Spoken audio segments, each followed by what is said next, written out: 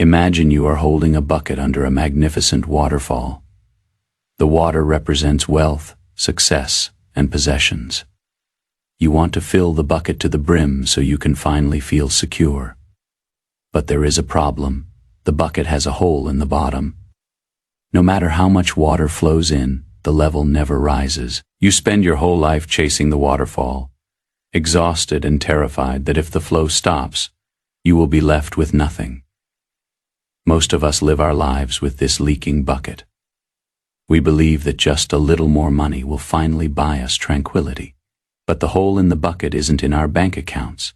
It is in our souls. It is the insatiable nature of human desire.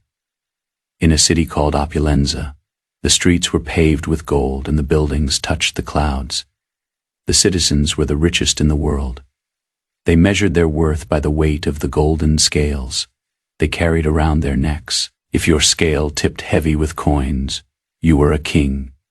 If it was light, you were a ghost. Lysander was a merchant in Opulenza. He had mansions, ships, and silk. But Lysander was the most anxious man in the city every night. He lay awake, calculating his losses. Every morning, he checked the markets with trembling hands. He didn't own his wealth. His wealth owned him. He was a slave to a fear of poverty that haunted his every dream. He had lost his sovereignty to a pile of shiny metal. One day, Lysander heard of a man named Zeno, who lived in a simple stone hut outside the city walls. Zeno had no gold scales, he wore a plain cloak and ate simple bread. Yet, he was rumored to be the happiest man alive. "Master," Lysander cried. Arriving at the hut, "I have everything, yet I feel like I have nothing. I am constantly afraid of losing my riches. How can I find the peace that you have? Is there a secret to getting so much gold that you finally stop worrying?" Zeno smiled and handed Lysander a single rusted iron coin. "This is the invisible coin of Stoicism, Lysander. You are looking for wealth in the external world, but true wealth is an internal state."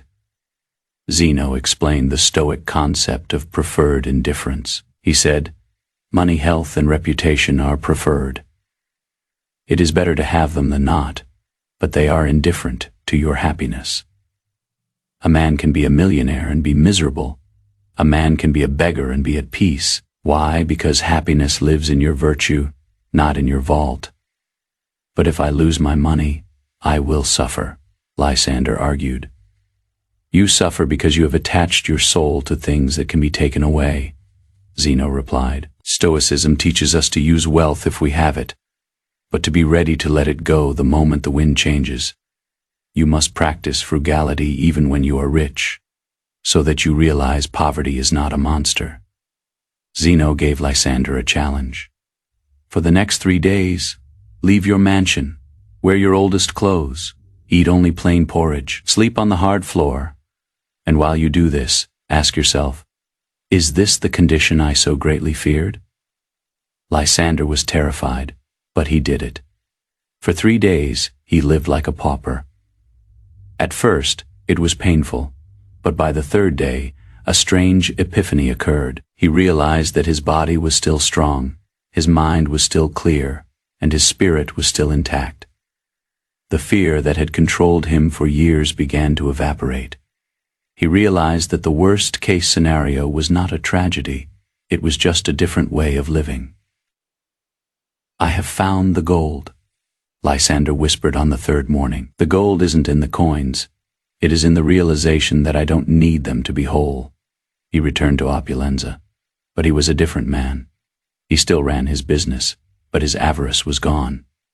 When a ship sank in a storm, he didn't weep. He simply said, "The sea took what was hers. She could not take my equanimity." He used his money to help others, not to build a bigger wall around his heart. He had moved from a state of fragility to a state of profound contentment. This is the lesson for us in our world of endless consumption. We are told that our value is tied to our lifestyle.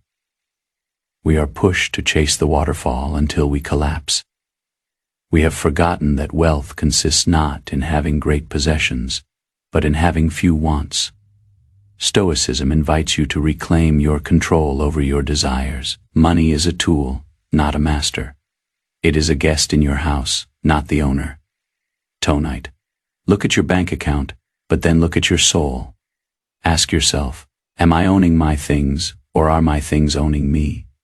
Practice being content with Ina. Realize that the richest person is not the one who has the most, but the one who needs the least. When you stop being a slave to more, you finally become the king of now. True wealth is the peace that remains when everything else is stripped away. Find that peace, and you will be richer than any king in Opulenza.